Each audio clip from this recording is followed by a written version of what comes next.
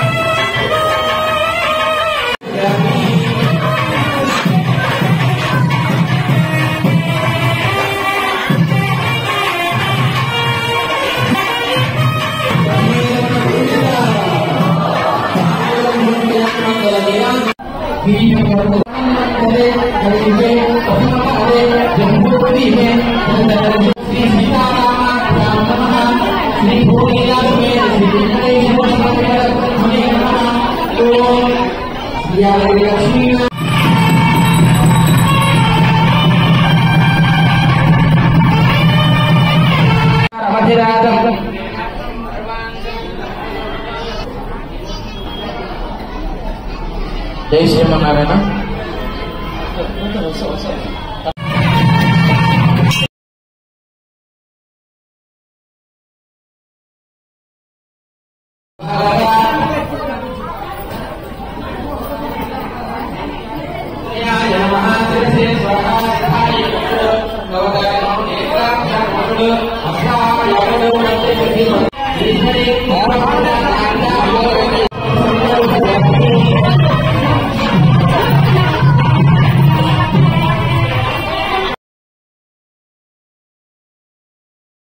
ఈనాడు కృష్ణాష్టమి 3 రోజుల పండుగ కార్యక్రమాలు పెట్టాము.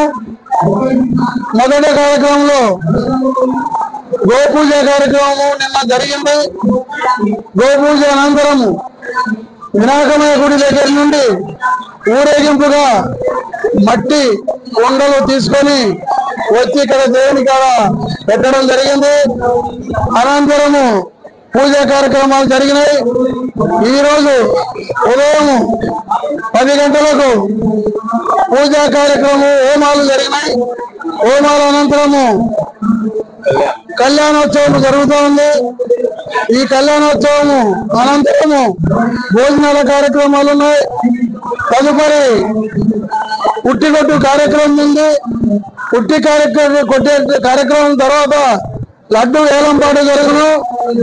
లడ్డు ఏలంపాటు జరిగిన తర్వాత దేవుని గ్రామోత్సవము 6:30-7 మధ్యలో స్వామివారిని రథోత్సవంగా ఊరేగించడానికి దేవస్థానం నిర్ణయించింది.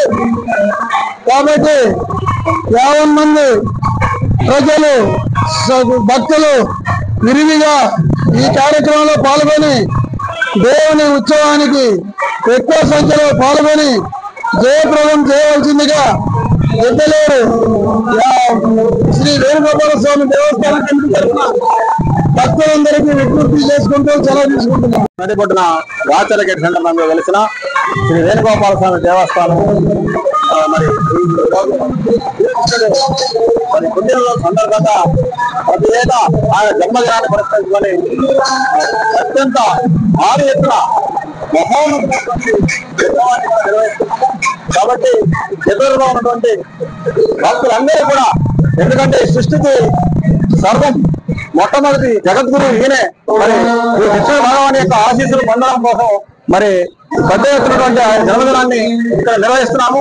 కావున భక్తాదులందరూ కూడా కుల మతాలకు అతీతంగా ఇచ్చేసి ఈ జగద్గురు అయినటువంటి శ్రీకృష్ణుడి యొక్క అనుగ్రహం పొందాలని మేమందరూ కూడా వాళ్ళందరినీ పేరు మీద అభ్యర్థిస్తున్నాం, ప్రార్థిస్తున్నాము. ఇప్పుడు శ్రీ వేణుగోపాల స్వామి దేవస్థానం పాలక మండలి కమిటీ గీతలో